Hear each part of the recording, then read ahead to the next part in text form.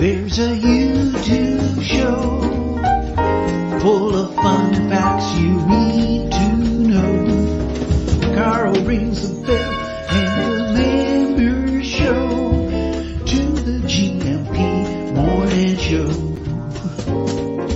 Featured guests will come and they will blow your mind. The audience will do so in kind. The little vanity mixed with some insanity on the morning show with GMP.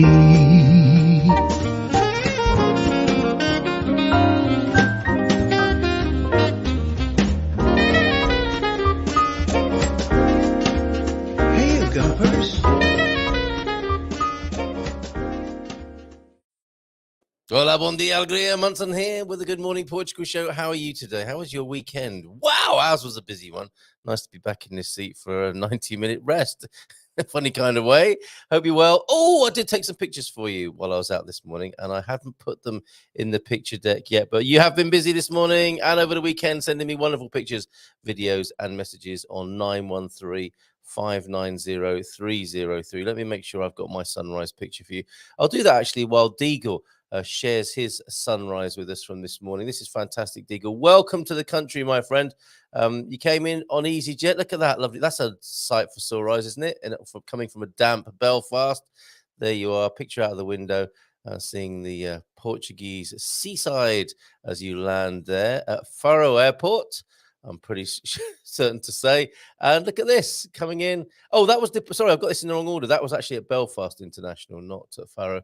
That's you leaving. The departure board looks very quiet at Belfast Airport there. And then you'll fly in like that. How superb is that? And your sunrise this morning, your bit of morning glory this morning. Let's play this, shall we?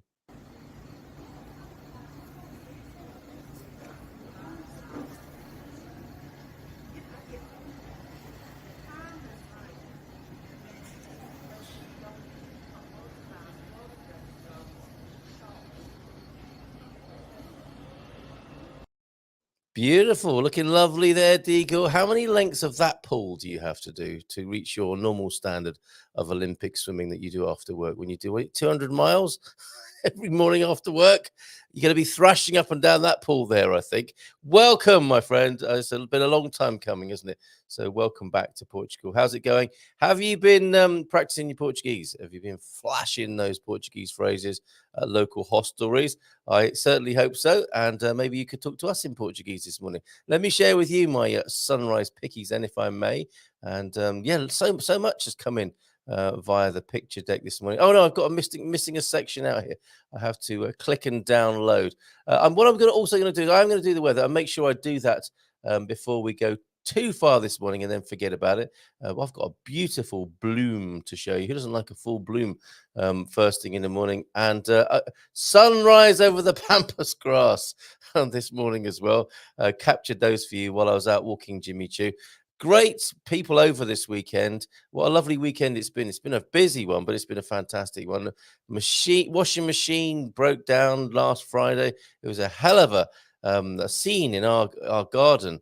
Sorry, our kitchen and our garden, because from the kitchen, after I took, well, let me rewind a little bit, and I will make sure. Actually, before I forget, before I distract myself too much, here's the sunrise this morning. Look at that sunrise over the pampas grass. Even here on 17th of October 2022, it's looking like it's going to be a lovely day here, and I will check that weather out for you. And then this on the way home, I could smell a lovely fragrance in the neighborhood. It could have been me.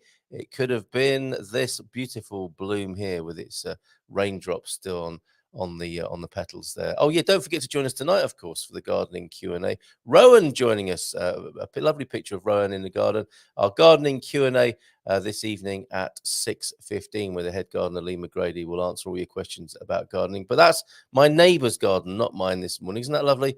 And I'm going to ask him about pampas grass. I think ask Lee McGrady about pampas grass and why it is the international sign of the swinger. Who knew? I don't really want to know, but I believe that is the case. Mark's here, Pete's here, John and Pam's here. T-Duck, thank you, T-Duck, for your contributions this morning. And your 3-duck rating as well this morning. 3 ducks for T-Duck this morning. And Coach Turner's in, as well as, what's this? And the Bayard said, Let there be slug. He did, didn't he? And Deagle, of course, who we mentioned before, who tells us that it should hit 24 in Albufeira, beautiful Albufeira this afternoon. Back in Belfast, it's 8 degrees and raining. Don't look back, Deagle. Had a beautiful meal yesterday: potatoes, cabbage, smoked ham, garlic, black pudding, with a local Algarve red wine. Never saw red in a pump like beer before. God, it was beautiful. Talking about God, it was beautiful. I think it's one of the first things I said to Mrs. M, who I've put onto the screen there, hoping to reveal to you her glory. It's just a blackened screen for some reason. No, here she is. What's going on down there? Have you got a Wi-Fi connection down there, Mrs. M, or not? What's going Yep, on? I sure do. Can you hear me? Okay, what happened there? That was a funny one, wasn't Don't it? know. Okay, well, you're a bit The connection's glitchy. a bit slow. You are a bit glitchy this morning. I don't know why that is, Hmm. but we'll see if that settles down. And just a couple of bits of housekeeping. Thank you for being here. Let me just get rid of you and bring you on correctly and see if this helps now. Sorry, but that was rather unceremonious, wasn't it, for Mrs. M this morning? But let's do this because this is how it should be done. Yeah, it's fair to say I don't always agree with Carl, but hey, this is a section about what he doesn't tell you. So let's have a look now, shall we?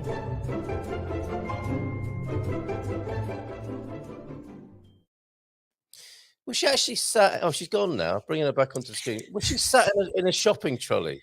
Are you sat in a shopping trolley? No, I just put my photos over everyday, boring kind of mum stuff occurrences. Yeah, that would be very bad behavior, wouldn't it, for us expats to be going around a supermarket as adults inside the shopping trolley?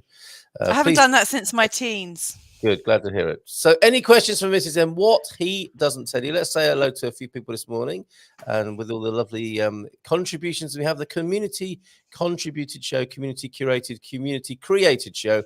Let's see what people are saying this morning, Mrs. M. And you might like to read some of these. So many lovely people like checking in. It's so nice. Yeah, Bom dia, GuMPers. Feliz segunda a todos. Como foi os como foi os vossos fim de semana? Well done. Sorry, I need to speak with Joanna, my Portuguese teacher, this morning. How was your weekend? How was your weekend? Nice and easy there. Okay. How was? I thought you were just asking me, like how my weekend was. No, that's what that means. Como foi a vosso fim de semana? Okay. Ours was amazing. It was like the United Nations here, wasn't it? Do you realise over the weekend, Vitor, Maria, and Bianca were here, weren't they? From the north, from Ponte Lima. Lovely to see you guys. How wonderful was it to have them here Saturday evening and yesterday morning, going to the bay, the kids playing in the sea. It was fantastic. And last night we had representatives from Ireland, from Germany, from America, and from Denmark. It was quite incredible, wasn't it? And us two yes, it was really amazing. Yeah, and a Portuguese person. It has been like the United Nations. I mean, we've had such a busy time of it. It's been people coming into our life from like far afield, and then we had new pets come in through the door. I say pets. We shouldn't really name them. But we got 2 new chickens after a bit of a foul play incident at the end of the end of the week. Yes. And Carl really liked the blacky grey chicken, and we got a new ginger chicken. And you know, as you do, you name them. I mean, Carl said, don't let the kids name them because then they'll get attached. We're not planning on eating them. We just want to have their eggs and look after them. And Carl's a huge Chaka Khan fan. And, well, you can say Chaka. You just stumbled correctly there, as though you meant to do that. Very good. I did that purely accidentally. But we've now got a grey chicken called Chaka Khan. Chaka hen. Very clever. Doesn't work that well, does it? To be honest, no. It worked well in the car on the way back. It did, didn't it? But we were very tired. Has to be said. Yes. Our children's birthday party. Thank you very much. Happy birthday to young Flynn as well. Lovely birthday party in one of those kind of wacky warehouse soft play areas. That would be great for adults. Talking about riding around in supermarket trolleys. One of those for adults would be great, wouldn't it? Soft play and trampolines for grown-ups. Maybe that sounds like an Algarve thing, doesn't it, for stag weekends and so on? I don't know. All we need to do is get somewhere with a really big garden, flatten it, put some hardcore down, and build a warehouse. And years worth of planning permissions. We've got a great question here from Gary Austin. Oh, is he in already with a question? Oh no, you can't go Yeah. straight to the end of the comments. That really messes with me. But Okay, go on sorry. then. Go on. What differences have you noticed moving from a rural setting to a coastal base? Ooh, who doesn't like a coastal base first thing in the morning? Such a good question, Gary. Thank you. So many different changes have happened to us in our life since we've moved here. First one being that we haven't had to travel so far to see different things. Hi, Deagle. Like we can just hop in the car and just drive to the beach and walk the dogs and the kids, like give the kids a bit of a run around. There's lots of lovely hi everyone. There's just a lot more on our doorstep. You know, when we were living rurally, we used to travel maybe 30 or 40 minutes to get to GuMPer or Tomar or Aveiro, all these like big cities that we like to go to. And now we've got Caldas da Rainha, sort of 10-15 minutes drive away, and we've got a little bit of life on our doorstep. So it's really handy for the kids. It's really helped the kids to kind of get a feel and I think a sense of belonging, you know, because there's all these cafes. They love cafes, do our kids. You know, so there's a lot more points of reference for us because there are so many places that we can frequent quite easily because it doesn't take us very long to drive there. So that's been one of the biggest things. I thought moving to suburbia, there'd be more kids on our doorstep. And actually, Not literally.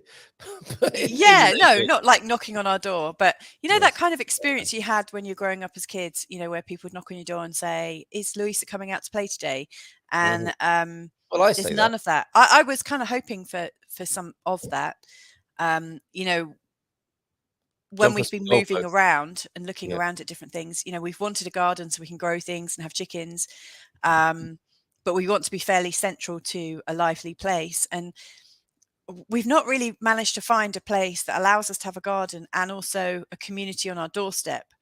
You know, with kids growing up, and I wonder why that is. I mean, it's a great question, Gary. I mean, is it because a lot of families are raising their kids in cities, in apartments, around lots of facilities? It just feels like kids are splattered around. Like where I was growing up as a child in Kent, you know, there would be about 30 or 40 families on one road, sorry. And, you know, say 5 of them might have been in one age group and 3 in this and 4 in that. And, you know, we would all just kind of find ourselves and go and play on the green. And we've really struggled to find that experience. And so maybe kids growing up in Portugal in this day and age have to drive and go to clubs and stuff. But Yes. yeah, It's to answer true. your question, Oh God. Yeah. Thank you. to answer your question, it's been a real blessing. Yes. And it's helped us get on our feet and get a lot more stabilized to Yes. have life really close around us. Yeah, so it's been great. Somebody has just sent me a picture of their nuts this morning and said something about nuts being in full swing or something like that. Let me just bring Mm, that to you. It's the time of year, of course. It's time of the morning as well. Oh, and a lovely greeting this morning from T Duck. Who says bon dia alegria GuMPers, which is great, of course. That is our standard greeting. And then e inicio de mais uma grande semana in Portugal. So the start of another yeah. great week in Portugal. So thank you very much for that. Let me just bring the nuts to the screen. Who is it who sent these in this morning?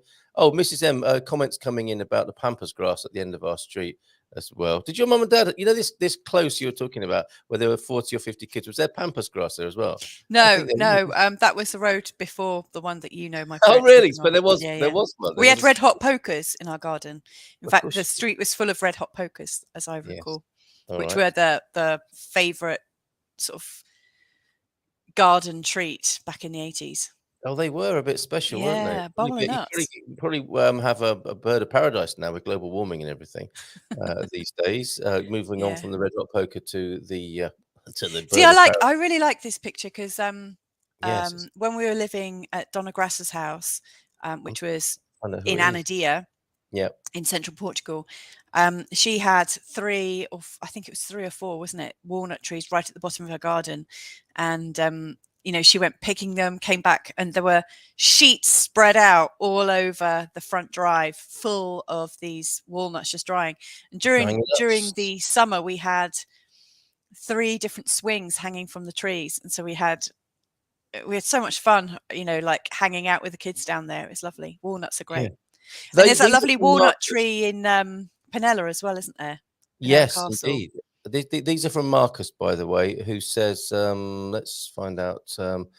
Nosh season is in full swing. Probably expecting me to make a comment of that kind when those nuts were shown on the screen. And look, here is who is this? Let me just. So I'm not doing a very good job of this morning. It's the new setup from Bill this morning. Here we go, Bill. This is lunch with a view in Certa, which is lovely as well this morning. Look at that. Thank you, Bill, for this picture. Oh, that's nice. We do like Certa, don't we? Yeah, we do.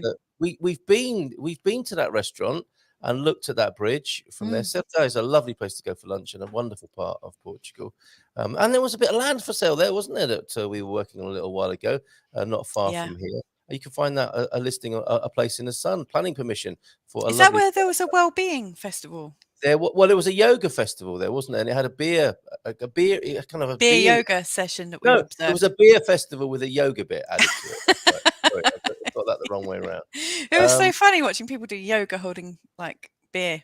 Yes, it was a very clever thing to do, I think. Matty's also sent in a few pictures from the olive harvest. That's fantastic, Matty. We'll save those for the gardening show this evening. Darren Live is also here from Yorkshire this morning. Are you a South Yorkshireman or a West Yorkshireman or a North Yorkshireman or the East Riding, Darren? But thank you very much.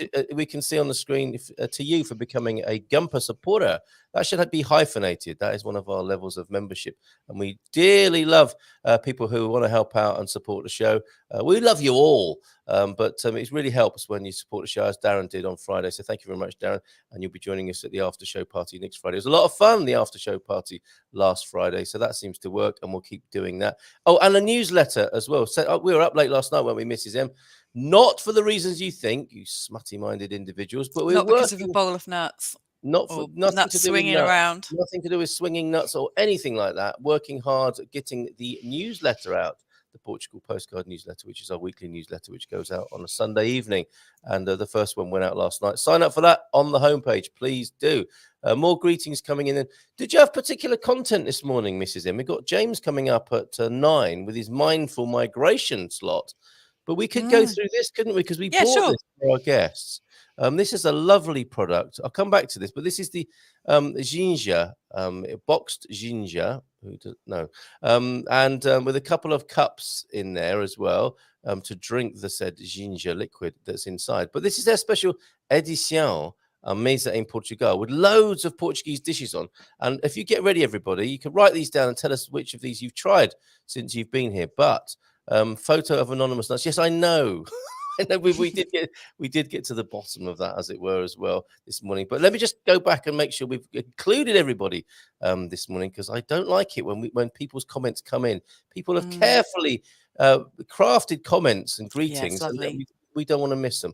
I will save the Yogi Berra quote of the day. I'm going to go with a deep thought of the day, though, to get those thought processes going for this morning. Wake up to find out that you are the eyes of the world. Oh, my word. That's quite a big brief, isn't it? Who doesn't like big briefs first thing in the morning?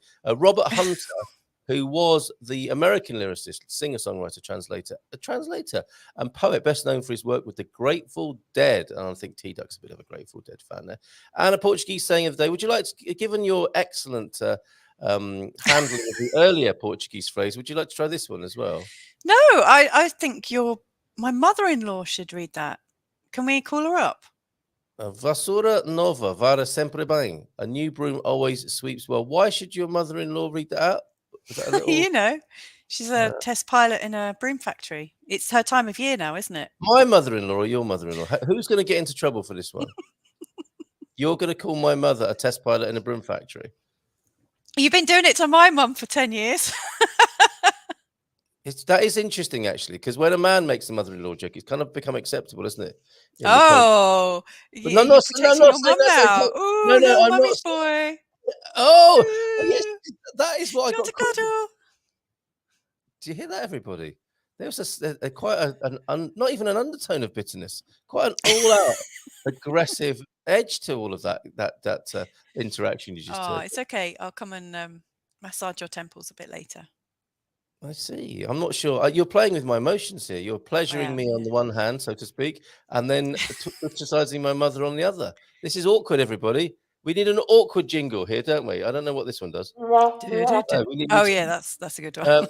newcomers are the most ambitious. Well, that applies to us expats, doesn't it? That's great. A new broom always sweeps well. I'll try and move on here now. Come back to the dad jokes a little bit later on.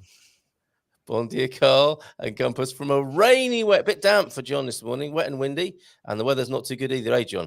A rainy, wet Pont Lima, last full day of this visit. I'm off first thing Tuesday morning. We'll come back to you. Safe journey back. Yeah, and thanks for the book you nearly gave me, John. I loved it. I love seeing the inscription in there. It got lost in the luggage, to be fair, when the luggage went adrift. Last night's dinner with Owen and heavy rain outside. That sounds like Owen's new band. Owen and Heavy Rain Outside, like a jazz It sounds combo. like a really good band. Yeah, Heavy Rain Outside. Oh, Owen and the Heavy Rain. Here he is, their latest track. And from the Adega Pont Lima, we will definitely show those pictures. And it was peeing down in Pont Lima last night. Terrible place. Who doesn't love dad jokes and Yogi Berra quotes first thing in the morning? I sure do. Did we miss the Yogi Berra quote today? We did. We'll come back to that when James is on. Didn't your mother ever tell you, morning Pete, about the birds and the bees? Mine did. Well, I mean, that if the bird got stung like halfway through, well, I mean, there's a big size difference. Neil Pye, that is. But it sounds like a bit of an abstraction from a bit of stand-up there. Mark, we want a regular feature from you, if you would be happy to provide that. Your lovely journey, the beginnings of which we have been enjoying on Facebook. Why not bring it to life over here on the Good Morning Portugal show as well? Morning, Mark. Bon dia, alegria. Today's task is my CEF appointment for my D7 visa. You see the ups and downs, the trials and tribulations. People would love to hear about that. You do know what Pampas Grass means, everyone. We kind of do. Why were you there at sunrise? Car keys in the bowl. I was out. This isn't in the nut bowl. Well, I was out walking the dogs, kind of doggy in a funny sort of. I checked in with Moaz. Oh, good. Okay, so we're for GuMPers missing in action. Moaz on top of the list at the moment. Checked in with Moaz, and he's fine. Just not catching the show lately. He says hello to everyone. That's lovely to hear. Nuno is here as well. Carl, James, fantastic. And a howdy from Nom de Plume Sarah, who we're corresponding with as well. Bon dia, GuMPers from Brian, from Matty. Bon dia, Algria Toros. And Michelle in Australia. Fantastic to have you here, Michelle. Morning, lovely, she says. And hi, Louisa from Nuno. There you go. Special greeting from you. And bon dia, Toros from South Africa this morning. I'm here for a quick one this morning because I have to get to a home affairs appointment soon. Who doesn't like a quick one in the morning? Go, Louisa! Oh, look, Nom de Plume Sarah. Hola, Nuno. She blushes whenever the name Nuno is mentioned, or Nuninho, as I think she likes to call him. Morning, Darren, the aforementioned. Love your project. Please let us showcase that. I'm not going to say too much about it now, but what a fantastic sounding project that is, Darren. We're happy to help you here. Please let us know how we can do that. Morning, Matty. How was your haul? Leaving us for another 2 weeks. So lovely to have your own pressing. They're not talking about their nuts here, are they? They're talking about olives, I right? certainly hope not. You answered that question from Garvo, which is great. And we had 8 plastic sacks from my 5 olive trees. That's pretty impressive. That's impressive. Each sack about 40 kilos. Wow, that's amazing. We've got 13 sacks that will get pressed tomorrow. The 9 other sacks are from property of my landlord's parents. That's great. This is the season, isn't it? That's amazing. Isn't it lovely? Only 20 trees survived the fires on their property, and they didn't have as many olives as my trees. Oh, my goodness. But you got some there. Love to try a little bit of that. Very happy to buy some home-pressed olive oil rather than the supermarket stuff. And, well, James, I get up later each day as the sun comes up, mostly being busy before we can join the show. I think that James just checking in on Matty there. What is their favorite coffee, Louisa? Well, should we go with what's your favorite coffee? Were we talking about coffee? No. Oh, okay. I'm wondering who is there. Well, what's your favorite coffee? I don't have one. Okay, well that's I get really hooked on coffee really quickly, and you know, I'm not the sort of person that can just have one coffee a day in the morning, or say 2. Within about 4 or 5 days, I'm on to like 10. Just like, I don't want to stop. It's the same with cigarettes. If I like something, I just want to have it all the time. So I just don't really drink coffee. Maybe once a year I have a coffee, and then I go crazy with it for about a week, and then realise that it's too much, and then I stop. But Carl likes a good straight black one, don't you? First thing in the morning. No, Sometimes likes it a little bit I like it a bit creamy and actually. frothy. I like Likes a little bit of honey in there. Still, after 5 years, I'm still having people look at me quizzically in Portuguese cafes when I say, "Olá, bom dia, meia de leite, faz favor," and they'll be like, "What did you say? Meia de leite." Ah, see, meia de leite. That's what I had the best torrada ever on Saturday morning at an Intermarché cafe. It was Jenga, as you would hope, from a torrada, out doing errands, wasn't I? Picking up the car. Thank you, João, the mechanic. Oh my goodness, and thank you, Vitor, the taxi driver. It felt so good to go have a chat with Vitor in the taxi over to João's. He fixed up the car for us. The high tension leads were glued into the block with silicone. That was the problem that we were experiencing, and João sorted all of that out. But whilst I was out and about doing a bit of shopping as well, bulk buying for the apocalypse, rice and lentils and stuff like that, and plant milk. I was in Intermarché's cafe.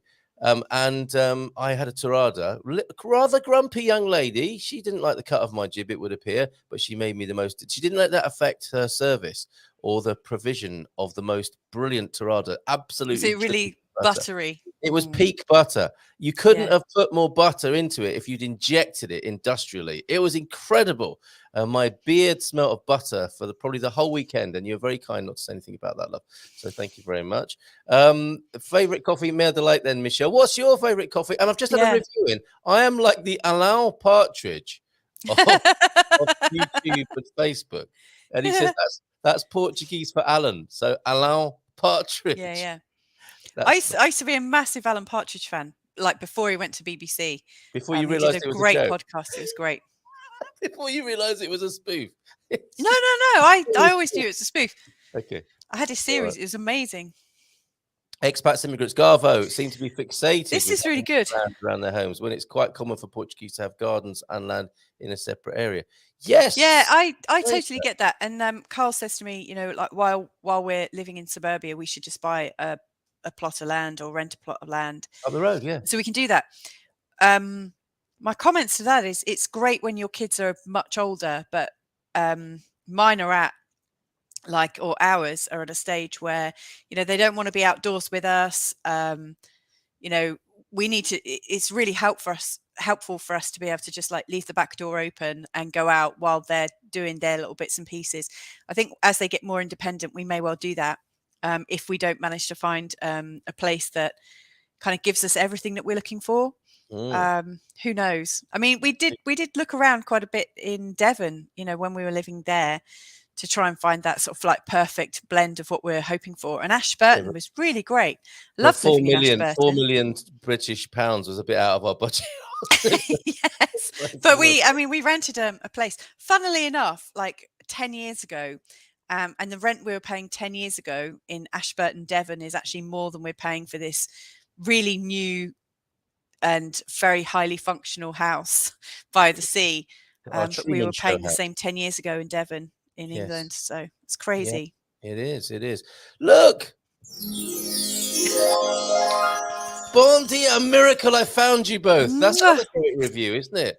We found you too, Kate. Lovely to see you. We found you. Isn't it funny, though, how we met Catherine, or Kate, as we know her? I mean, Saint Catherine.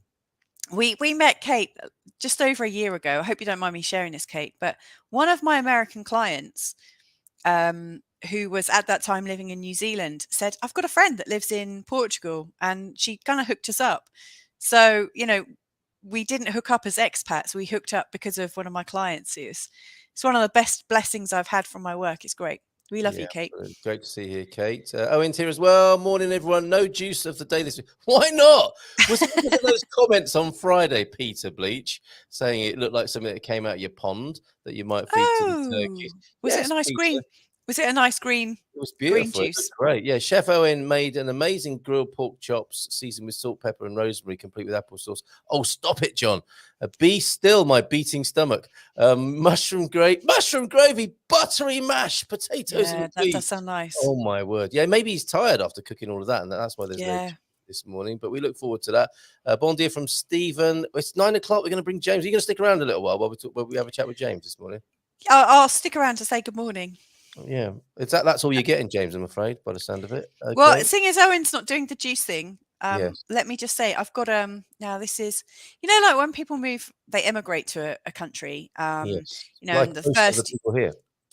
yeah, like all of us. So the first generation is like first generation expats, and then, you know, they might be second generation expats from blah de blah. Well, this cup of, it may look like sludge, or it might look like I'm drinking dry white wine. It's actually water kefir, and its grains come from France. So I met a really lovely French family very recently, and about a month ago they gave me some water kefir grains. This is like the 30th generation. Sacre bleu. That's quite something, 30th isn't it? generation emigrated water kefir grains. There you go. Okay, so They've there you go. integrated very well with our water and sugar And someone was and in our dried house. fruits. Was it Vitor who pointed at your kombucha and said, "Is that kombucha?" And then he backed away from it because he thinks they're aliens from outer space. Does Is look what a little bit like a life Yes. form, He which it is. actually literally backed away from the kombucha, having discovered it on the top of our fridge. It's 1 minute past 9. Let's bring him on, shall we? Yeah. It is the slug. It is the man who talks about mindful migration. And if only I could find his jingle, I would play it. We have a packed. Have you been deleting jingles here, Mrs. M again? No, No, here we go. Let's go.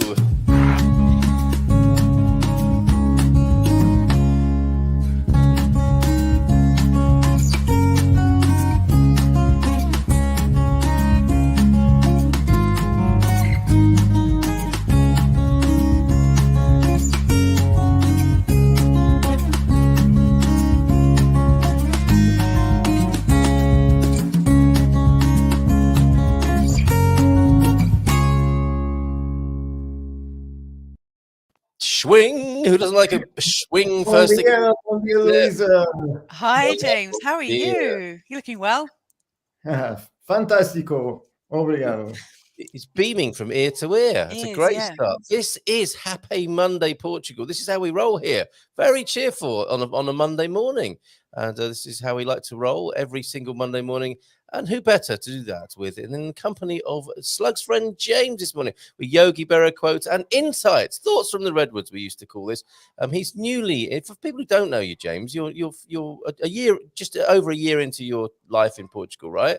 And you have you've got a lot to reflect on and share about that process, which we do every Monday morning, right? Yes. Well, I think about a lot all the time, and my list of things that I want to talk about is just getting longer and longer and longer. So Yes. I don't think I'll ever run out of material. Well, I saw this picture at the weekend. Yes. Thought of you. Where's that? Nice Willie too. That's me. I noticed it. There's just such a big head. Carl sent that to me and said, saw this, thought of you. Well, I put the emphasis on thought of you, you see. This is how thinking is, isn't it? That's quite the thing, isn't it? I think that is when one is overburdened by thinking. And it is worth pointing out, isn't it, that thinking can get to excessive and dangerous levels sometimes. Do you find that, James, or is the clue in mindfulness here? Yeah, I think you're right on spot on there. I never feel overburdened with thinking. I just sometimes get confused or confuse others when I share my thinking with them. I say you wouldn't want to wander around inside my head. It's just really busy.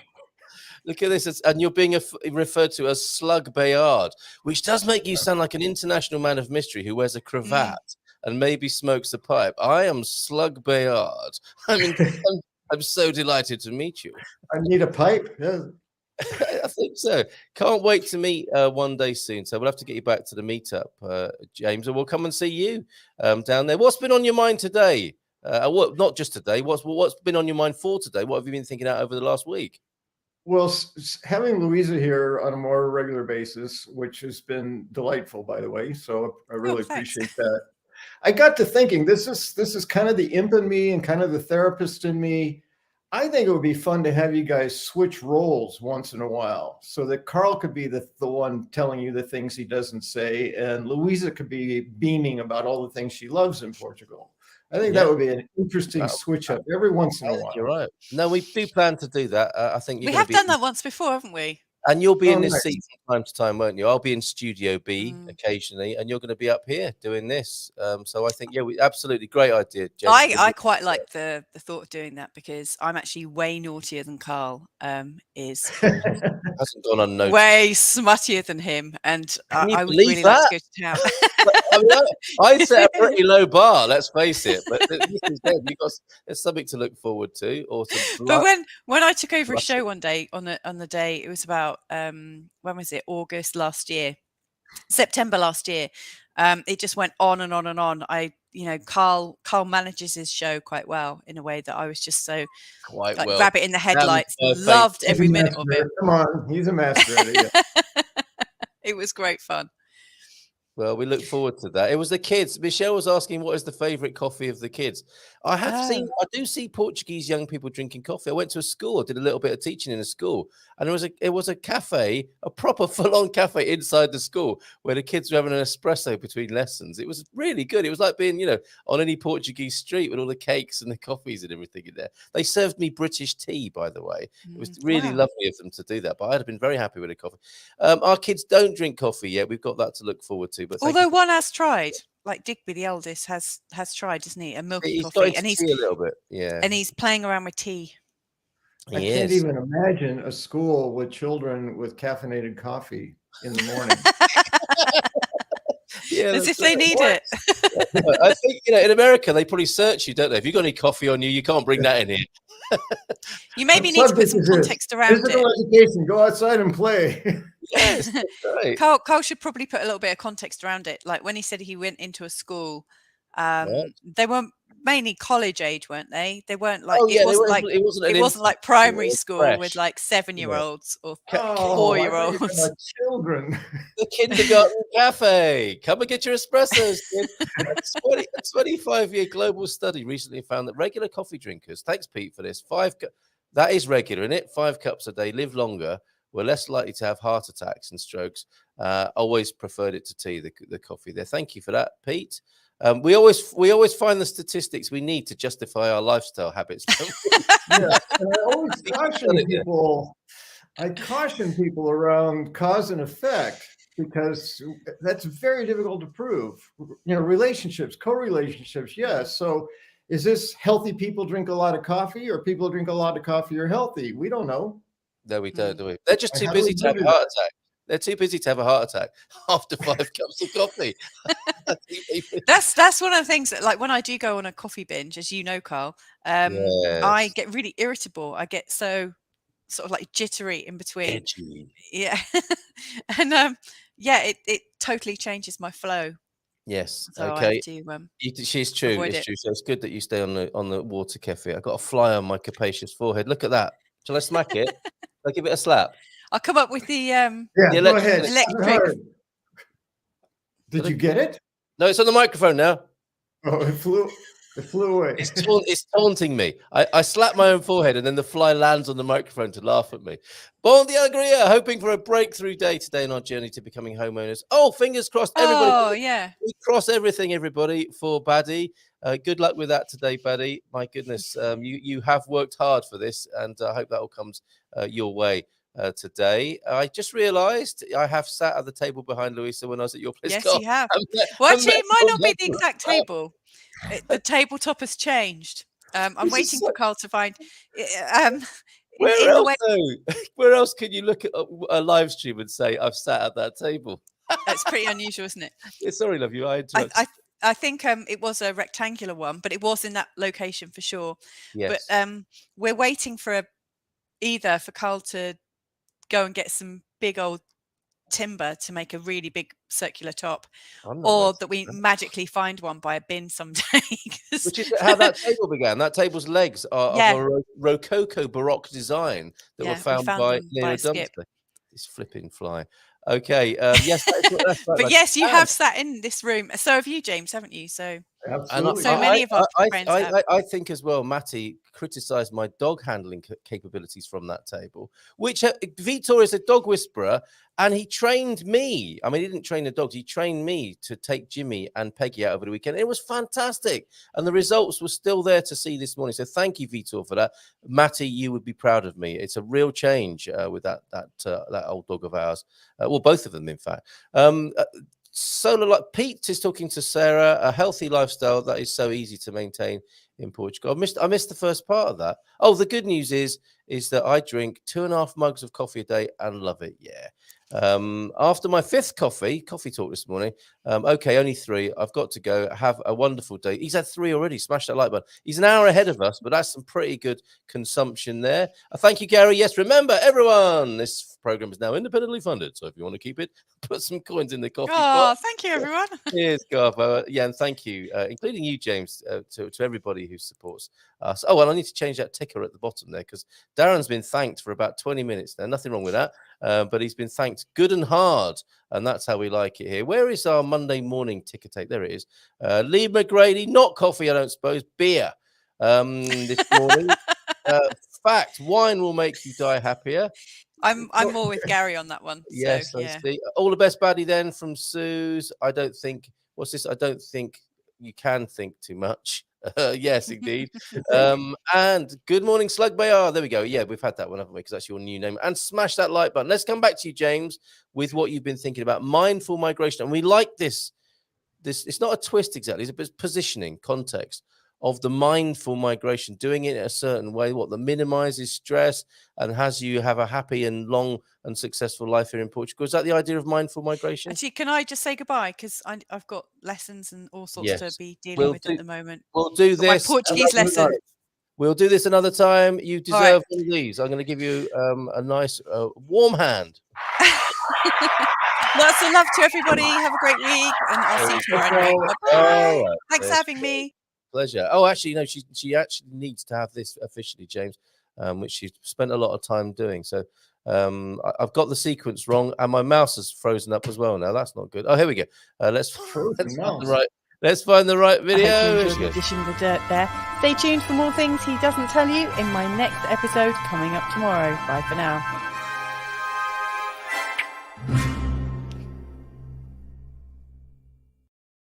I like that. She didn't dish too much dirt, did she? She was quite well behaved this morning, but I'm sure she can put that right on another occasion. Mindful migration, my friend. That's the way to do it. Absolutely. I was thinking today, well, for a while, actually, since my first interview with you nearly a year ago at this point, my goodness. I think I just threw out this concept of the infatuation stage of being here. And that actually got me to thinking about the process of the decision-making, the integration, all the process of choosing Portugal and to be in Portugal. And it really struck me how similar it was to, well, pretty much any relationship, but I was thinking more specifically romantic relationship. And as I looked at, what does that mean? You know, a romantic relationship, how does that develop? What is the infatuation stage? Each time I looked at it, there was a direct relationship to making a move to pretty much anywhere, but in my case, to Portugal, and for us more specific to that. So I said, well, maybe I should put together some kind of a list like they do on Facebook a lot, like, 5 things that'll make you happy or whatever. So I came up with what ended up being 8 stages of relationship. And then parenthetically I put and applicable to Portugal. So and most of this,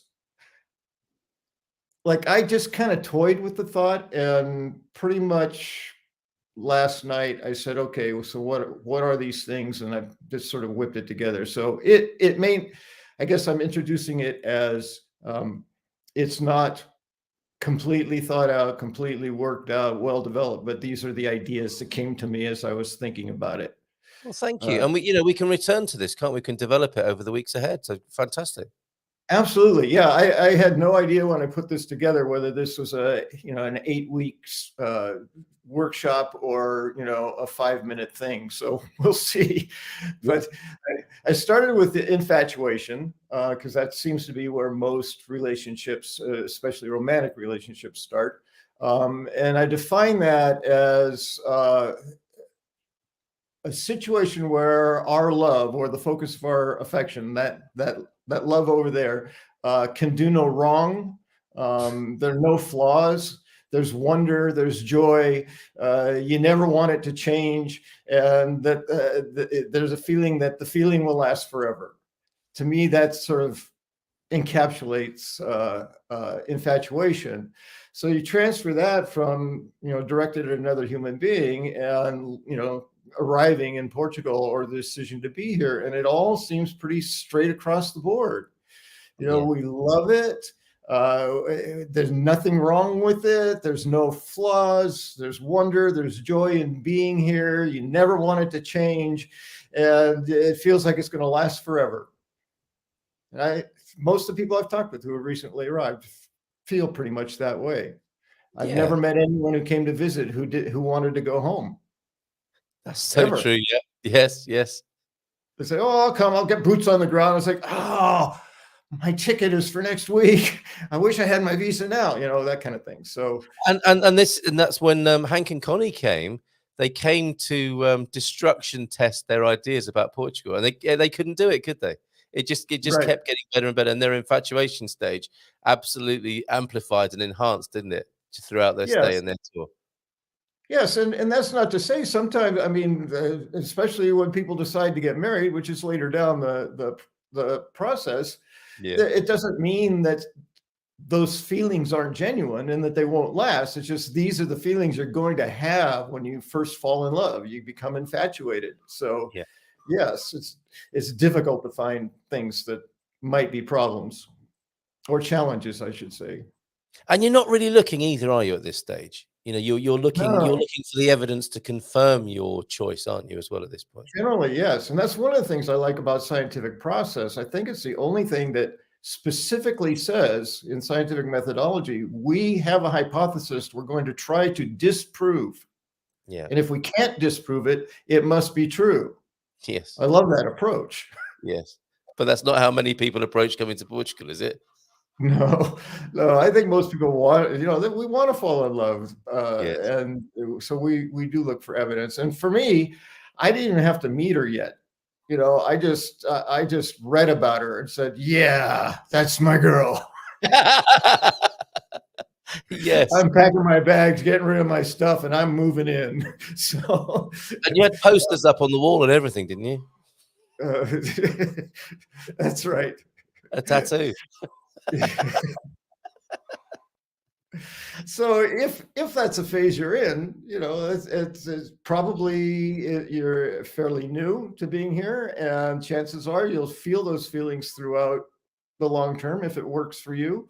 But just be aware that, and this is, I think, the benefit that Mrs. M brings, is that she can say, well, you might not have noticed this about her. You notice? It's like, oh, okay. No, I don't see it. I don't see it. And then down the road, you go, okay. I see it now. Yes. Yeah. So, yeah. Then after infatuation, I said, what happens after, and it's not like, okay, this ends and this starts. There's always sort of a gradual transition, but we transition into what I'm calling assimilation, which is getting to know and understand each other, learning to dance, getting that sense of, oh, we do it this way, that way, getting a more realistic understanding of the relationship. Yes. So we might still, I love that. And, I wish I could do that better. And, how do I make it work a little better for us, and so on. So I think assimilation, that made sense to me. And, I'm realizing that we don't all do everything in order. Just like people talk about the 5 stages of grief. Yeah. It's like we may do 7 stages. We may not have stages. We may be in all of them at once. We may not have some and have others, it's just sort of a guide, basically. I think a stereotype more than necessarily a specific reality for each and every person. But assimilation feels like, yeah, that's sort of the next stage. We still love each other, and now let's see if we can really get a feel for each other. Sense of humor, whatever. Yes, yes. I think I know what's coming. Go on. Okay, so then we'll move quickly into the 8th stage, which is consideration. It's like, okay, I've seen the flawless you. I've looked at how we can kind of work together. Now I'm into consideration. Yes, this is 3rd stage. I think we're at stage 3 now, right? 3rd base, as it were. Stage 3, yes, consideration. Yeah. So that's it's pretty obvious. Considering, do I want to do this? Is this what does this mean to me? Am I really committed to this? I'm considering. So I'm looking at the future. I'm starting to ask myself, what do I want? And is this it? And whether it's yes or no, how do I manage that? Right? If it's no, how do I manage changing it or not being in it?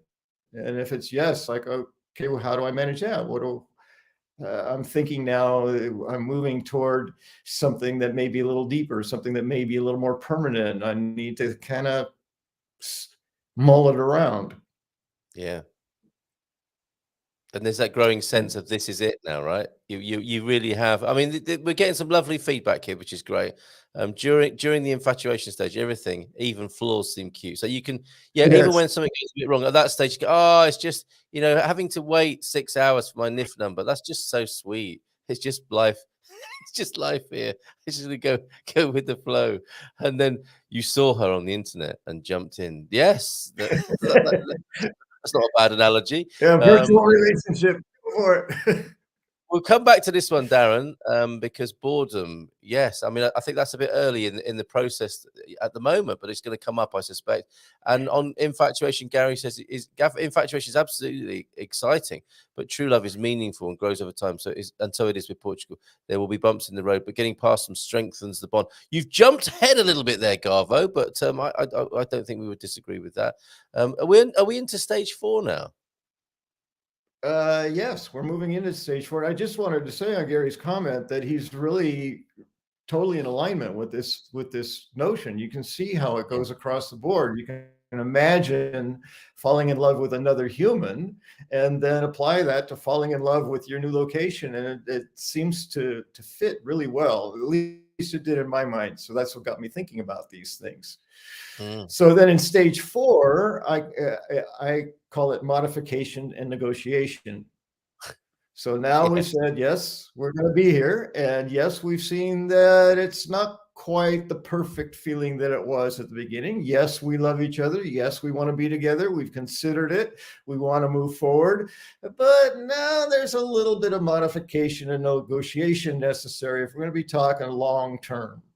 And committed. So in this phase, we're looking at our ideas and expectations, managing our wants and needs, finding win-win solutions to challenges, and making the necessary changes. So now we're looking at how do we do this dance more like professionals? We didn't just jump out on the dance floor like we did the first day. Now we're trying to actually learn how to do a dance together. And I use dance in relationship a lot because I just think it's a great metaphor.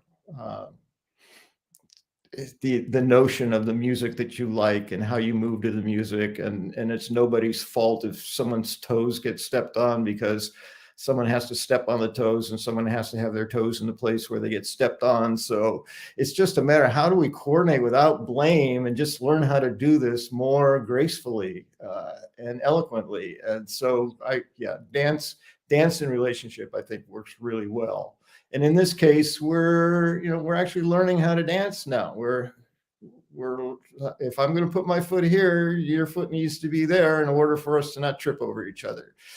So that's the modification and the negotiation. Well, I like to put my foot here, and so you should put your foot there. And that's where we can start getting into some of the challenges. As it applies to the country, it's like, okay, so the pace is slower. The bureaucracy is something lots of people complain about, although for me, bureaucracy is bureaucracy. It doesn't matter where you are. It's always a pain in the ass. So Yes. and for me, like in some ways, especially when it's in person, when you're getting your papers stamped and things like that, I've never had a grumpy Portuguese person doing that. So I haven't had the experience of it being a negative experience. To me, it's more a smiling practice of patience.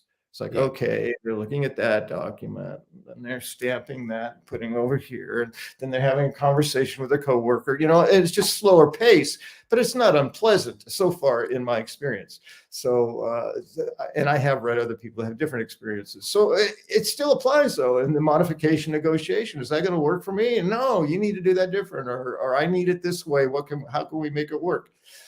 So it still applies. And I mentioned expectations, and that's something I want to talk about in the future, is managing expectations. It's a huge part of living a peaceful life, in my experience, being able to manage that. But that's a part of this modification negotiation stage as well. Yeah. Well, we have such an erudite bunch here because this has been connected to conscious incompetence. This is the stages of mastery, isn't it? Stage 4 is like conscious incompetence, and PT Country Bear goes on to say it's where a lot of people give up because they see how much work this change will entail. So the infatuation lens or feeling is beginning to fade a little bit, or is not as quite as intense, and some of the realities of the relationship are showing themselves. And that can be quite tough. That can be quite triggering, kind of. And I think you're absolutely right, PT Country Bear, about that. What would you say? Would you acknowledge that connection here of conscious incompetence at this stage? Well, I'm not familiar with the conscious incompetence concept, but if it's like this, then I can totally relate to it for sure. And it seems to line up with it. I do want to also point out, again, in the mindfulness thing, attachment is another huge issue, which is a part of expectation. And in this point where we're looking at how do we make this work, and we're almost there saying, yes, this is what we want to do. There's attachment to the infatuation. We want it to be like it was. And if it's not like that, what's wrong? Why isn't it still that way? There must be a problem. It's like, no, this is just mature development into a deeper relationship. So we also need to manage in that expectation. We have to manage that attachment to it being the way it was when we were madly in love and there wasn't a problem to be seen. Yes, well said. Yes, it's not reality. Yeah. And that is a really great way of reframing that, isn't it? Because it just can seem like a massive disappointment. I suppose we will have those moments in the first flushes of a relationship, like, I can't believe they just said that, or where the scales are falling from the eyes. It's that moment, isn't it? And then the reaction to that moment of like, have I made a horrible decision? Or this is all juicy stuff, isn't it, that we're familiar with from other parts of our lives, I suspect. Absolutely. And one of the big ones that I'm always amazed can get this far into a relationship is, do we want children? Like sometimes that shows up in this modification negotiation phase. Like, what? We're like very nearly saying we want to get married, and we're only now discovering that we have very different views on whatever it is. That's one of the dangers of infatuation and attachment to it, is we tend not to want to talk about those things. So we don't get to it till, I see. So it could be that you well, of course, you're avoiding addressing some things because of the danger it might bring. That's the dark side of infatuation, I guess, as well as one of them. Yeah. Well, yeah, it's a variation of only seeing the positive. Yes. Okay. Yeah. Okay. And all of this stands up in as a reflection and as a metaphor for Portugal. So here we are at stage 4. What did you call that? Modification and negotiation. Yeah. Negotiation. So where next after that? Well, then we move into declaration. We said, okay, I kind of worked it all. We've worked it out. We figured that out. Yes, I can live with those rules. Yes. Okay. So, I have to report to 17 different agencies every time I change my address. I can manage that, whatever it is. If we're applying it to moving, it's the same idea. I've modified, I've negotiated, we've worked it out, and we have decided we can make it work. This is going to work for us. We managed to let go of that infatuation. We still have those moments of deep passion and, just amazing, looking at awe at our partner. I mean, that's still there. It's just not the only thing that's there. It's become a more realistic relationship. And at that point, it feels like declaration of some form or another. I think traditionally, at least in Western culture, there's the getting engaged and letting everyone know we're going to get married. There's that sense of, yes, we're declaring this relationship as something that we intend to be a long-term thing. And in the analogy, though, James, hasn't the declaration sometimes been made before coming, like we're moving to Portugal? Or are you redeclaring at this point in the processes you're describing? Well, I think you're right. I think some people make that declaration while they're infatuated, and you look at relationships that do that. Where 2 days into the relationship, they're getting married. Sometimes that works. I mean, passion can work. The universe can put us together in ways that are truly miraculous, where we meet each other, we know it's right, we get married in a week, and we've lived 50 years in relationship. That happens sometimes, but I think if you look statistically, it's highly, highly unlikely. I think the statistics will put you at a much higher failure rate doing that than giving it some time. So yes, absolutely, in the move. And some of that, when I came, there was certainly a part of infatuation, but I also, and this may be a part of looking at how to look at relationships too. I came with an open mind. I said, I'm 90% sure that I'm going to love this place. So why not just do what I need to do to be there? And worst case scenario, I'm there 5 years. I have my residency, and it's, that's permanent. And then I can do whatever I want, if it doesn't turn out to be what I want it to be. So I don't know if we want to go into a relationship with another person with that, but open-minded for sure. I'm going to be in this and love the joy that I experience here, but I'm also going to reserve a spot in my more mature thinking process for looking at what the possibilities are, giving room for things to be different than I might have had in mind. And that if it doesn't turn out to be exactly what I want, then and this would happen earlier in the stages of relationship, I would decide, nah, I don't think I am ready to move into the negotiation and modification. I think I need to, in my consideration, consider not being here now. That's incredible, and something that I'm realizing about my own journey here. Hold on, I'm just trying to get this flag in now.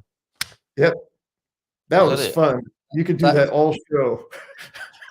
I'm so sorry. This is so distracting, but you can imagine, can't you, what it's like here? So forgive me, everybody, for that. But I think that I sorted him out there.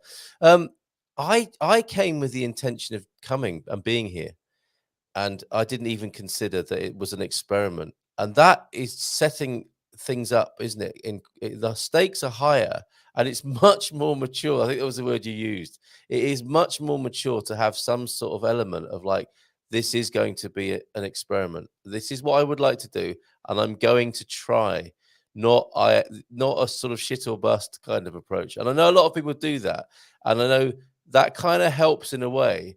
But the problem with that, as my massage therapist once told me about sleeping with your clients, is that it's a bit like an aeroplane flying in a jumbo or whatever. It's usually okay, and it takes off and it lands and everything's usually okay. But when it comes down real bad. And that's the same thing with migration, isn't it? Is that if you do have that, pardon my French, that shit or bust approach, I'm just doing this gung ho. I'm all in here. We're going to make this work.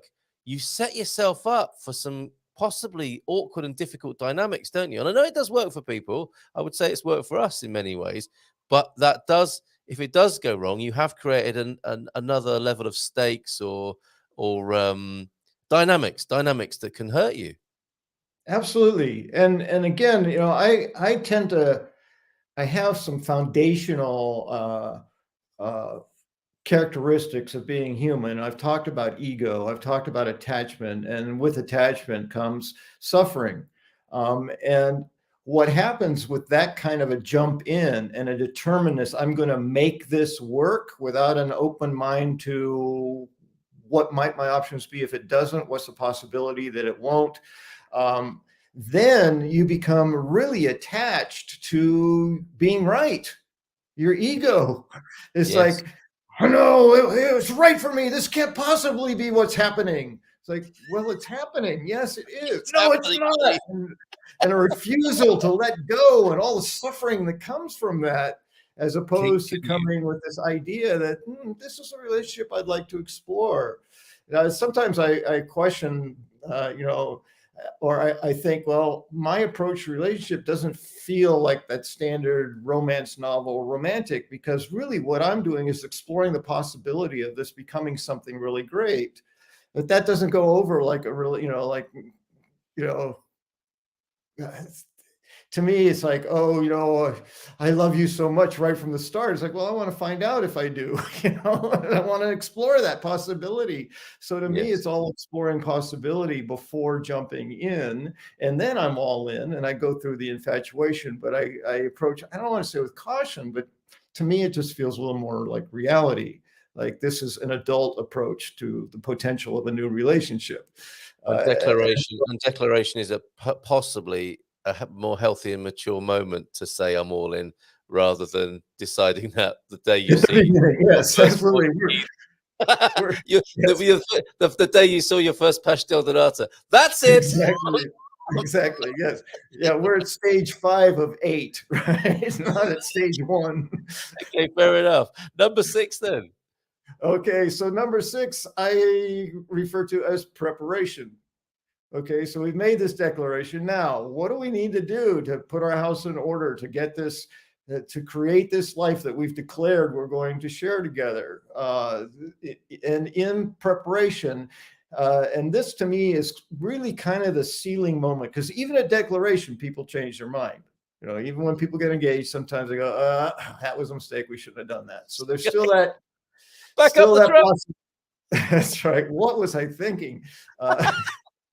Maybe that's where we have the conversation about who wants kids, and not both of us do. Maybe that's what happens during the engagement. Who wants to move to Portugal? Yeah, who wants to move to Portugal? Yeah, indeed. Yeah. So when we're in the preparation, we've declared, and now we're saying this is our intention, and with our intention comes commitment, and that is a huge word. I have, as a therapist, I work with many couples, and commitment, to me, is the number one reason that relationships work or don't work: lack of commitment. Because things can get really, really tough. And if you bail on it when it's tough because you're not committed enough to work your way through it, then the relationship may end when it doesn't need to.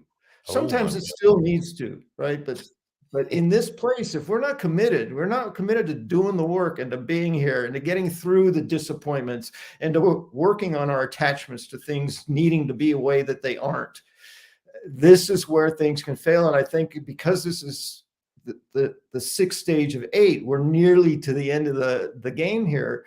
I think this is why some people become so sad and so disappointed and maybe even angry, very strong emotions about it didn't work, because they're getting to this place where we're supposed to be preparing for the future, and God damn it, I miss my family back in the States, and I just can't, no matter how attached I was to everything else, I cannot make that work for me. And so because I haven't approached this relationship from from being mindful about where they're at and what they want, If you get to stage 6 and it's time to leave, you stayed too long. You know, to me, it's like that's something that probably could have been figured out by stage 3, or what, somewhere earlier in the stage. So I think that why there can be so much disappointment and sadness is that people wait all the way to the place where they're supposed to be getting prepared, and they figure out, I've already declared it, but it's not working. I can't really fully commit to this. And actually, it's better to do that there than to not do it and suffer through it. But it can be more difficult to change at that point. So we're going to assume we've decided, yes, we're going to get married. I'm going to become a resident of Portugal. I love it being here. So now how do I prepare for that? What is my intention? What do I want to do if I'm going to be here for the rest of my life? Something that maybe we haven't considered before. I've declared I want to be here. What do I want to do while I'm here? I think the notion of retirement is an old notion. And it's a notion of, sitting on your porch with a cup of tea or coffee or beer and just looking at the view and going, this is wonderful. And I'm going to do this every day, all day for the remainder of my life. It's like, no, I don't think that's, to me, it's not a very fulfilling way to live the remainder of my life. But even if you have chewing tobacco and a gun on your lap? Yes, even if. Now, and I don't want to put that, some people, that's what they have lived for. That's all they want. And if that really is a fulfilling experience, then absolutely. I'm not trying to put that down. I'm just saying that's not my idea of how I want to spend the rest of my life. So this idea of retirement, the point ultimately is it's very specific to the individual. And I think some people approach this and marriage, as or long-term relationships. Some people approach it with, oh man, what are some of the terms? Ball and chain for our spouse. Like, what? Like that? Why are you even in the declaration if that's how you're viewing it?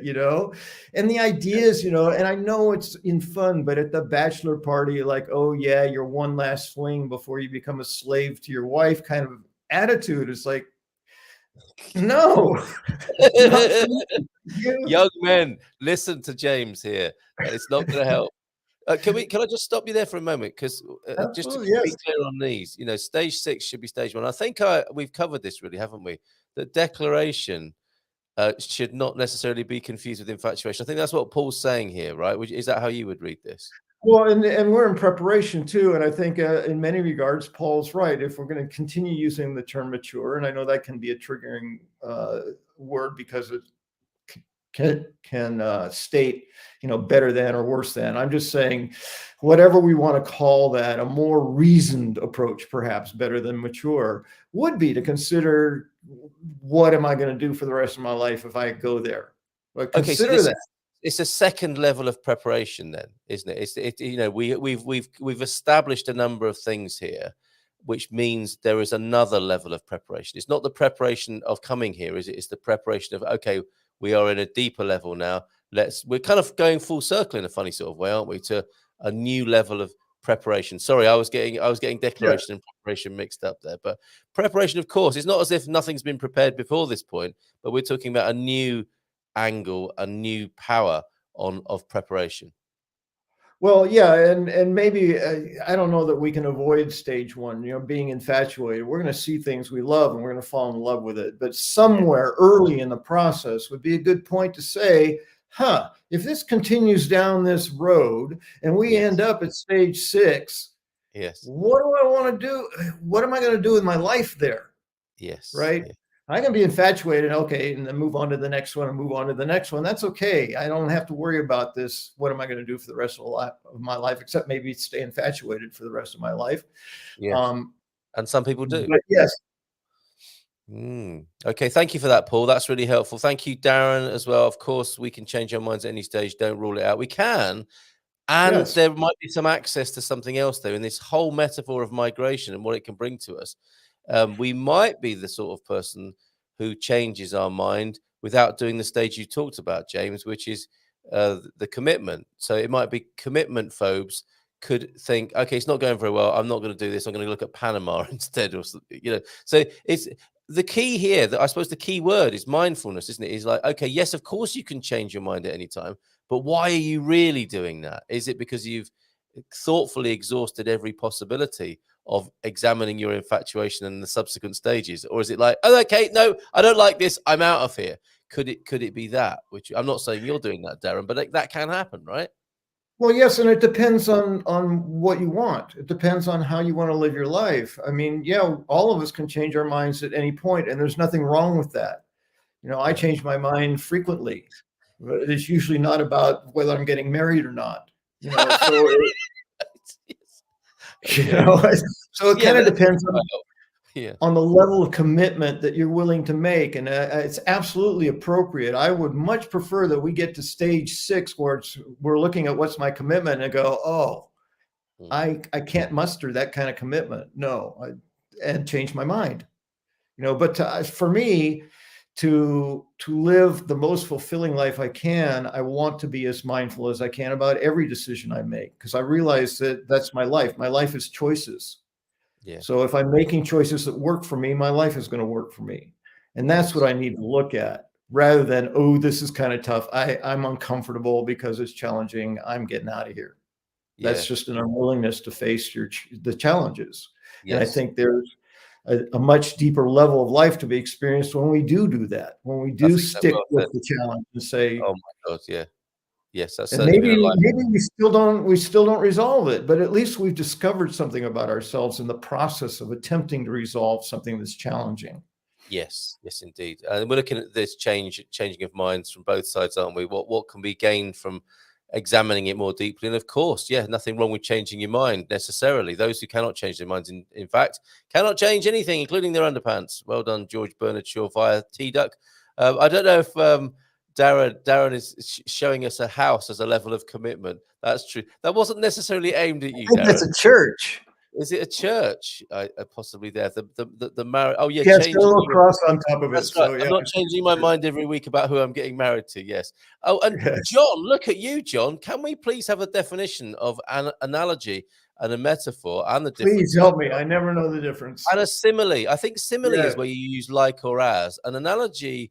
Actually, I'm not going to even try that. Maybe you could do that. Oh, it's a wedding church. Darren, amused by your comment there, I think, about changing your mind about marriage. You know, it does happen.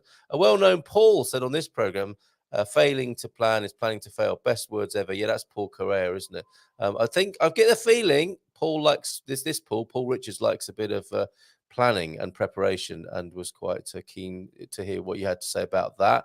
The analogy goes out the window for me here. My stage 6 commitment and comfort in Portugal, weekends in France. And also John of John and Pam is talking about dancing with 2 partners and having a spouse and a mistress. In the negotiation process, you negotiated having a mistress. I don't know. There you go. My long-term infatuation with France fizzled. I viewed it through rose-colored glasses. My burgeoning romance with Portugal comes more from a mature and pragmatic place. There you go. Some mindful reflection on how that's come to be there. Thank you, Suze, for that input. I'm aware that we have 7 and 8 to look at, James. Yes. I really didn't know how long it would take, so I'm thrilled. Well, do you know what? I'm going to make a segment of this because I think it's fascinating, and I think you're right. This could lend itself to a webinar. It could lend itself to a course. This is some very thoughtful, thought-provoking, thought-triggering insight that you're providing here, and people might like it as a course or a webinar. So please, number 7 in our introduction here. Okay, yeah, and I could absolutely see, a 1 hour to each one of these stages. Just exploring it more deeply. But as I said, these are things I just was brainstorming, last night and this morning, and just like, okay, let me get this written down. Done a great job. It's a great job. Thank you. So stage 7, we're looking at dedication, which is a deeper level of commitment. This is the no shit part. It's like, yes, frankly, all in, dedicated. I call it the glue that holds the relationship together. This is that place where we are certain that this is what we want.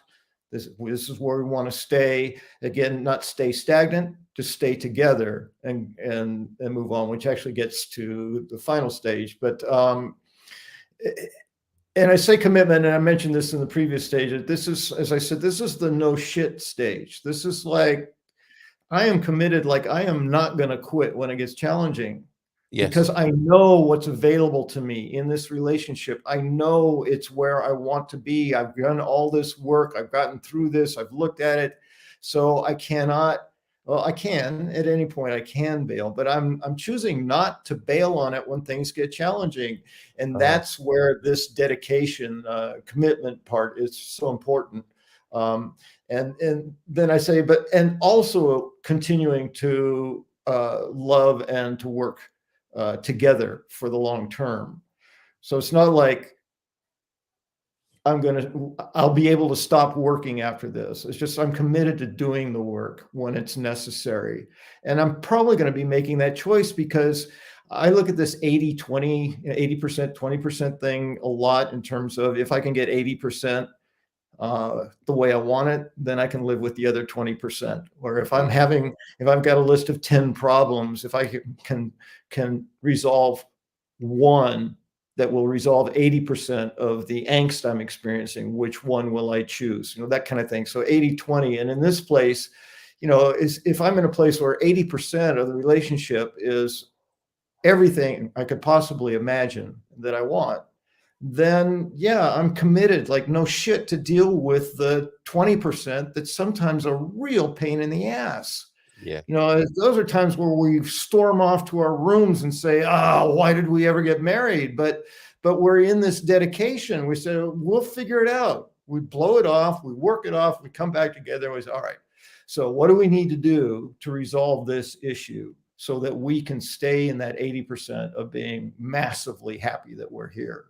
And that to me, it really is the glue part of a relationship. That's the part that says, if we can manage that, if we can do that with some grace and some maturity or skill or whatever word you want to use there, then this is a forever relationship we've established. And that's a goosebump moment. I was beautifully put. And it lends itself to your relationship with yourself as well, doesn't it? Absolutely. Yeah. So relationship with Portugal, relationship with the other in your life, or relationship with yourself. That same dynamic, that same depth of character that I think you're referring to there is so powerful in creating a great life, whether it be in your own experience of yourself, with a partner, with a family, with a company, even with a country. It just stack. I mean, I guess that's a great thing about great truths, isn't it? They stack up at any level and at whichever angle you want to look at them. Yes. Well, and I view all human experience, unless we are a hermit and totally separated ourselves from other people, is about relationship. But even then, the hermit has a relationship with himself and his environment. So there's no escaping. Humans are beings of relationship. So you can't separate them out. If you're talking about a relationship with someone else, you're talking about a relationship with yourself and your environment. And, so to me, Matty's picking up on that here as well. Overwhelming tasks. It's true, isn't it? This could be difficult. This might be a very difficult part of the journey or a part of my life here, but it's worth it. And it's having that the bigger line drawn next to the thing that seems to be irritating or overwhelming you. The bigger line, as I've heard it expressed as, is so important to have, isn't it? Or your possibility, or whatever you might call it, your guiding lights, to come back to that. And as you say, the no shit proposition, this is what I'm here for. So therefore that bit I can put into perspective and blast through it because it's so worth it. And I'm inspired to do so. Yes. And to be consistent, I think it was Darren who said, it's okay. You can change your mind at any point. You can get all the way to stage 8 and change your mind.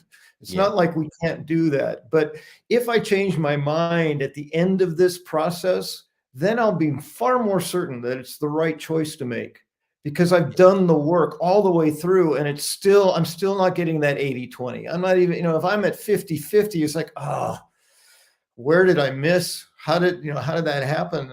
I'm not willing to live a life of 50-50. I'll settle for 80-20 if I can. I'd love 100%, but I don't know how realistic that is. But if I can get 80-20 out of it, that's fantastic. But if I'm at 50-50, I don't know that I can do this anymore. I've done everything I can. So that happens. But usually that's with great reluctance. At that point, it's with huge reluctance that it needs to be something other than it is. Yeah, indeed. Okay, which leads us nicely to stage 8 then. Yes, which is evolution. When I thought of that, it just made me smile. It's okay. I'm in this long term. We're committed to each other. We're going to be together. We're going to stay together. Now, how do we evolve together? How do we be one together and continue to grow and continue to contribute to this relationship and continue to maintain this 80-20 or 90-10 or maybe even 100% relationship that we've established? So at that point, there is that, we talked about this, the settling in, not like settling for. I'm not settling for something. I'm settling in. It's a place to me when I think about evolution, my whole being just relaxes. It's like, we're here. There's no risk. There's always risk, I guess. There's no sense of danger. There's a sense of safety, a sense of freedom to explore and to expand and to include, which I've defined before as love. This is the loving space that we've created because hopefully the approach to these stages have been mindful. I don't know that we can actually get to stage 8 if we haven't been mindful along the way. But if we have been, then we're in this place of love and commitment. We've arrived here through the process of working together for mutual benefit. We're open to change and possibility. We're bending and flexing as the circumstances require. We're growing together and deepening this bond that we've created. And to me, that is, we have arrived. And at that point, it's rinse and repeat, really, isn't it? Because we know to be in the company of a person at evolution stage, we know what that feels like. And to be in the company of a couple who have got to the evolution stage, it's nice to look at people who've got to that, isn't it? Who've worked in their relationship and have got to that and are clearly evolving together. And you can see it, can't you? You can see it in some expats, their very mature relationship with the country they've moved to. You can see it in business people, the very mature relationship they've got with their business, past those infatuated early entrepreneurial outbursts and spikes of activity. I do recognize the evolutionary point and the evolutionary state of mind, isn't it? It's a state of mind. It is a mindfulness, perhaps personified. I don't know, but that is fantastic. Really great work bringing us up to 10 o'clock. We've got a few things to do. What I will do is definitely segment that, James, and I really acknowledge you and thank you for that wonderful bit of work and inquiry there, or enquiry, as you say, if you're from Porto, I think. And we will immortalize that and look to go deeper into it, right? As you said, maybe to. Yes, and I do want to just add very, very briefly that this 8th stage is generally nearly ego-free and very ego or attachment, non-attachment stage. Yes. So we're able to go and just sit back and experience it without having to be right or wrong or all these other things that we may go through as we get here. So to me, full circle is really the issues of ego and attachment and suffering. Superb. Much less suffering. We're not attached and our ego is out of it. So yes. Lovely job on this Mindful Migration Monday. We still have quite a lot to attend to here, James. You're going to stick around while we absolutely go through a few notices, and I'm sure have a few more comments on what you've said. As expats, the marriage to Portugal is kind of like a second. Well, that can be, can't it, or third or fourth for that matter. Life is made 10 or 12. Joao F is here now. Before I forget, hey, Joao. And celebrating, how many years was it, Joao, of your married life? He is the everyday philosopher, isn't he? This one. There's stage 8. Yeah, definitely stage 8. I'm trying to find how. Oh, here we go. 23 years of married life, celebrating over the weekend there, and he says. Yesterday, my wife and I celebrated 23 years of marriage. Since I wish to keep her happy, I offered her this. It works. Take that. He also says he has an old school relationship where he as the man always has the last word, and that's the last word. Yes, dear. Yes, dear, indeed. So life is made of choices, as you say there, Joe. True, but every choice comes with a price. Sometimes the problem is in evaluating the price. This can leave us unable to make decisions, and that is when we say we have no choice. We are always prepared to take the risks of. We're not always prepared to take the risks of stepping into the unknown. Absolutely. Excellent philosophy from João F., our great Portuguese friend there. Portugal is my husband. Spain is my lover, says Victoria. And we like that. We like that, Victoria. We're keen to see how hey, why can't Portugal be the lover? keeping things spicy there. We want to see the episode. Yeah, we want to see the episode, don't we, when Portugal walks into the room to see you.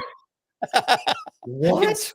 Yes, I can't believe you did this to me. But we negotiated for this. That's right. This isn't evolution. It was a real joy. Oh, Pete, this is a lovely vignette of Portuguese life. It was a real joy seeing Fernando, who does our olives at 7:30. 7:30 yesterday on a Sunday, so full of life. Keen to get up and do the olives at 7:30 on a Sunday morning. That's when you know you're full of life, right? Showed us the new arrivals, so many baby lambs, goats, chickens, ducks, and geese, always eager to share joy. Isn't that beautiful? Thank you, Pete, for that. Matty not agreeing with Suze, as we are born in the motherland or fatherland. Moving to Portugal is a choice we made. I think there might be mixed metaphors there, or mixed understandings of metaphors.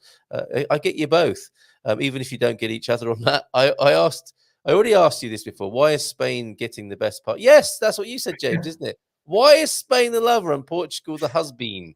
I wonder. Oh, baby animals. Simon's here. What a great morning, Simon. What a great community spirit. So life. My arms are hanging today after pruning the trees and bushes yesterday. Yes, always good to prune your bush, Simon. Well done, but tiring by the sound of it. Need some of those magic secateurs. Pete loves his electric ones. We can prune a tree in 30 seconds. Wow, like Edward Scissorhands in Fundal there. Did someone say there's a walnut tree in Penella? Not half. Go up to the castle and you will see many walnut trees up there. You can enjoy your nuts up there, Darren. I have the papers with Portugal, but we have an understanding that Spain was first. She's not letting it go. She's not letting it go. Suze, your expanded metaphors are interesting. Maybe with me, it's a second marriage with still a good relationship with the first spouse. There you go. Yes.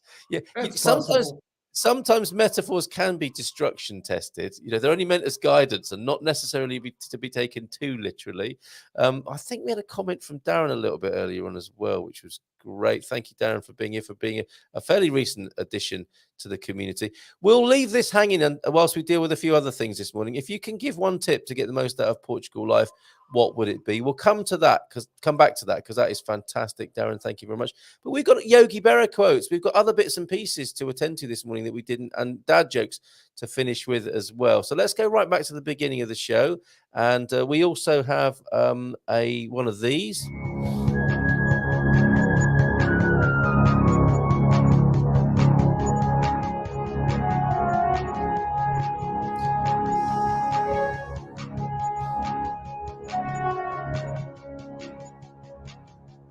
There we go. A bit of stop it. Plays always wants to play twice. Very assertive, that jingle. Bit of Star Wars mashed up with Chariots of Fire for the God Squad tip of the day. I've talked about the importance of feet and ankles before. Ankle raises are a good way to strengthen them, preferably on one foot at a time. Well, I'd like to see the video of somebody doing a double ankle raise.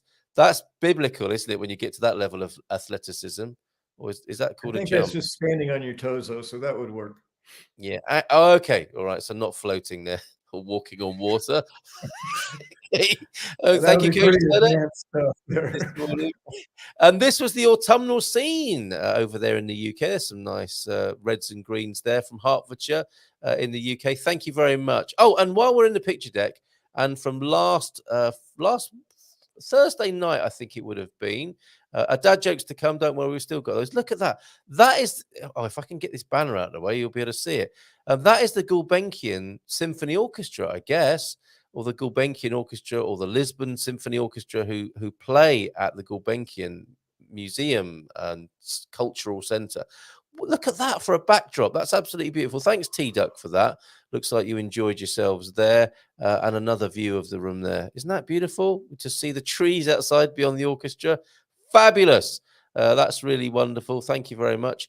News, I'll probably go into this tomorrow, but apparently law is coming in to make solar panels obligatorio here in Portugal. Is that a good or a bad thing, I wonder? And Brits, no, actually, no, this is a bit of news. I'll come to the Brits thing and your biometrics in a minute, but hoping the power of social media. Thank you for tagging me in this, Stephen Wells. Can we help Sophie Griffiths and Paul Robb, who are in Cascais at the Ironman that we heard about from Wiley? Hoping the power of social media could help us. Myself and Paul have been in an accident today in Portugal, Cascais. Paul was hit by a car which came across a crossing on a bike path whilst we were on scooters. We're due to leave Portugal on Tuesday after Paul did the Ironman Cascais on Saturday. So we currently have his bike, which needs taking down to be able to get it on the flight. Unfortunately, when are they leaving? Oh, Tuesday. So we've still got time to help these folks. That'll be Sophie and Paul. Unfortunately, we're both injured and we'll be unable to get it apart. So we're hoping there is someone in Cascais that could help us with this. I'll reach out to Wiley, see if she can help. But if anyone else can, that's wonderful. If you could share to anyone you know in the area or anyone who competed in the event and is still here, please do. Ironman Europe, Ironman UK. That's probably some tagging there. So let's see if we can help Sophie and Paul Robb there. Well done, Paul, for taking part. And sorry to hear you were involved in that. Just to take a bicycle apart, is that right? Not much, is it? Not a lot, just to take a bicycle apart and get them back on the plane there.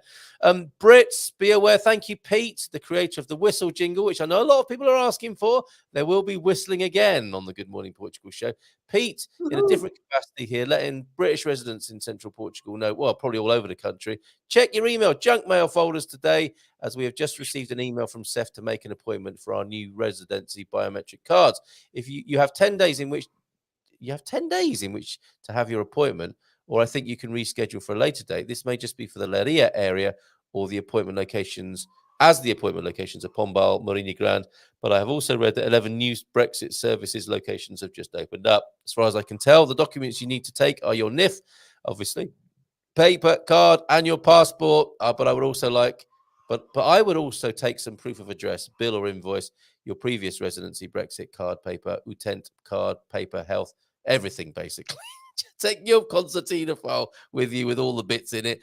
That is for Brits who've done their QR code, who are now being called by the sound of it into Seth for their biometric appointment to do the biometric data and give them a card, I would say. What else have we got in the way of notices? I can't read these, so I'm just going to have to put them on the screen anyway. From our former guest, who I'm hoping to have on the show again, Maria João Silva. Look at this, ladies and gentlemen. Write it in the mirror. You'll like this, James, I think. Spray it on the walls. Scream it to the wind. Let it sink in deeply to your mind, so deeply that you'll feel it in your body. Feel this so deeply in your bones, your cells, that you'll never, ever doubt it again for a second. I am so loved. I am strong. I am worthy. I am enough. I love you to yourself. It's life-changing. Trust me on this one. Please give it a try right now. It will take you just 5 seconds. And anyone who's feeling awkward about that should especially try it, right, James? Absolutely. And another little trick is have erasable markers in your bathroom so people can actually write things to you about you, that when you go into your bathroom and look in the mirror, say, you are an amazing friend, or I love, oh, wow. Thank you for taking care of me, or what is that? And then you can erase them and people can put new ones up, put them up for yourself. Yeah, it's a great way to affirm. Very good. Sorry, I need to put these on the screen. Thank you for that, Maria. I need to see what this is. Oh, that's another one for another time. And that is as well. That's for when Philomena comes back. I had to put them on the screen because I couldn't see them as small as they are here. Here's Doer Upper of the Week that James brought in my neighborhood. Yes. It was fun, wasn't it? The after show party. Do join us for that on Fridays. Find out how to get involved in the after show party going to our homepage, goodmorningportugal.com. But that's a beauty. I think people might be reaching out to you, James, to find out where that market it saying road. Great location. Look at it. It's got a road. It's got probably running water, and probably through the roof. It's right on the river and a 2-minute walk to the beach. So it really is a great location, but that's about the only marketing you could use, I think. Thank you for sharing. Really good, fantastic show today. Thank you very much. Dad jokes, though, we can't go without those, can we? And a Yogi Berra quote of the day. Would you like to voice this, my friend? And you'll cue this today. Yeah. And this is what stage would that be in? I think maybe 3 or 4. We made too many wrong mistakes. But you kind of review and let yourself off, don't you? It's just Yes. noticing is the important thing. And you had a quote that inspired you. A cue this today as well. Yes, I think Where it's a was that? lengthy one. So the first one I said, I've totally botched it. So Well, who doesn't I like a lengthy one first thing in the morning? deleted Go it, on. but then the Give it second another one moves into the third. Okay. Anyway. Do I need to find that? Uh, I think I do, don't I? That's not a well, problem. we can both look for it, and whoever finds it first. Let's have a race. Let's have a race to see who can find the cue, because we've had a lot of comments and chat today. Really appreciate you for that, everybody. Thank you so much. Okay, I got it. Is it this one? Yes, that's the Okay, one. go ahead. Go ahead. And see, in my hurry to get it on there correctly, I forgot to delete the L that was in front of the Q. Oh well. The love of a person implies not the possession of that person, but the affirmation of that person. It means granting him gladly the full right to his unique humanhood. Very nice. And And the next part of that? One does not truly love a person and yet seek to enslave him by law or by bonds of dependency or possessiveness. Harry Overstreet from The Mature Mind. And of course, we can extend this again, can't we, to our relationship with Portugal? It's not about, and to me, not about ownership. ownership. Go ahead. No, just it's not about ownership. Right, absolutely. That's what I was going to say. When I am mindful and someone keeps saying my wife, my husband, my brother, my child, I say, what's their name? Because I want to, Maria, Louisa, John, Billy, whatever. It's like, oh, I want to know the person and the identity of the person, not their relationship to you, which oftentimes when we say it implies ownership. So yeah, I prefer relationship to ownership. Yes, who doesn't? Who doesn't?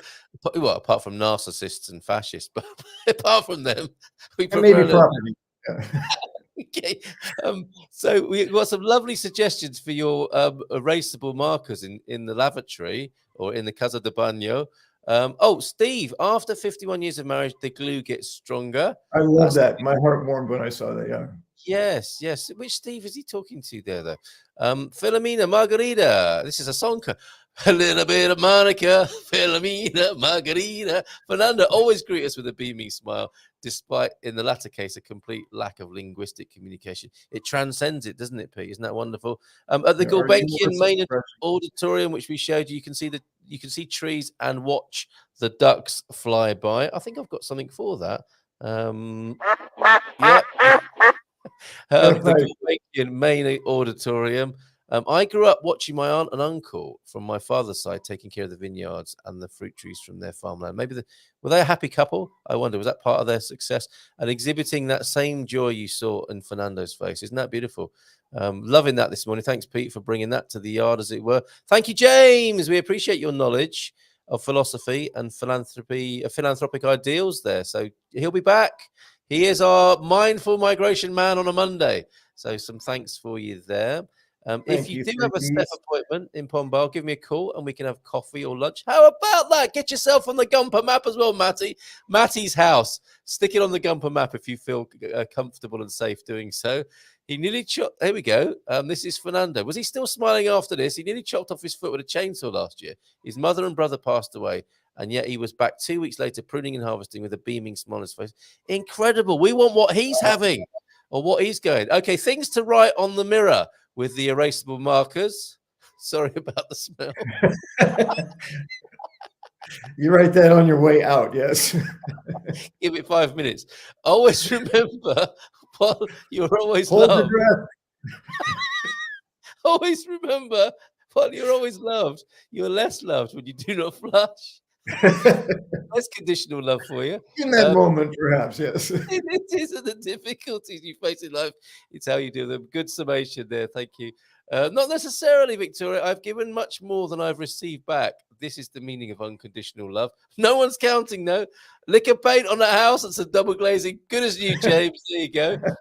A nice little investment for you, James. Follow that advice.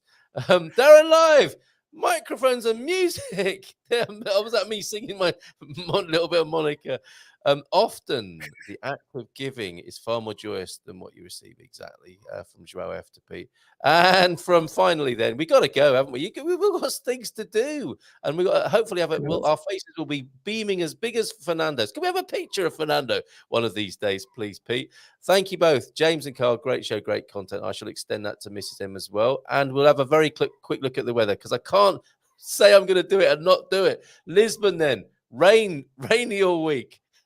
Porto, rainy all week. GuMPer, rainy all week. And Faro, it's rain, everybody, for this week here in Portugal. That's not a bad thing. So there you go. I give up. I'm leaving. Yes, I'm finished with this stupid place and all its rain. There you go. That's a test. That might be a test for somebody's migration plans and the stages that James outlined, which I will excerpt from the show. And I think there's going to be some development on that in terms of making that available as a place for people to go through those pointers and discuss them. It'll be a lovely bit of group therapy, that, James, and I'm sure there's no one better to lead that than you. Thank you very much, my friend. Yes, I'm remembering there was a question earlier that we're going to get back to, and we're out of time. There was. So see you on the Garden Show tonight. Absolutely. See you on Troubleshoot Tuesday tomorrow. See you next week, James. Yes. We've got Joao Oliveira returning tomorrow, and we've got a wonderful chap tomorrow. Forgive me, his name escapes me, but he is Zinguist, I think, and it's a revolutionary way to learn Portuguese. Join me at 9:30 tomorrow for that, as I speak to a fantastic gent who I met on LinkedIn, and we'll talk about learning Portuguese in a very exciting way, a new way, a novative way. As long as it's not snow, I'm there. That question, we shall carry that forward to tomorrow. It was Darren's question, and I think we should take that into tomorrow with us. Otherwise, we're going to be here all blooming night, James. If you can give one tip, let me do a screenshot of this so we do remember it for tomorrow. Smile, James. And let's get to that. Let's get to that next week. But yeah, okay. Well, okay. We'll come back to it on Mondays. But if you can give one tip to get the most out of Portugal life, what would it be? I'm so tempted to answer that right now, but we got to go. James, great job. See you soon, mate. And thank you, everybody. Have a great day. We'll see you tomorrow. Yeah, join us again in the morning at 8:30 with Joao Oliveira and a revolutionary way to learn Portuguese. All help is gratefully received learning the lingo, right? See you then. Ciao for now, or see you tonight on the Gardening Q&A. Bye.